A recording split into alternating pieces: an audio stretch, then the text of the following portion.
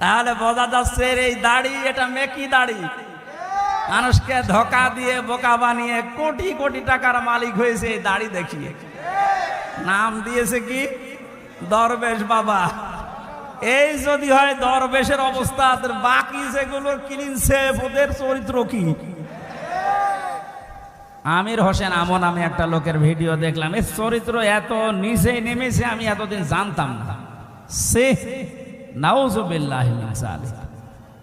এদের সর্বোচ্চ নেতার যদি এই অবস্থা হয়, বাকিগুলো যে কোথায় যে টাল হয়ে পড়িয়াস আল্লাহ ছাড়া আর কেউ জানে। কয়েকজনের একটু ফাঁস হয় বলে আমরা জানি, ওদের প্রত্যেকের চরিত্র এরকম।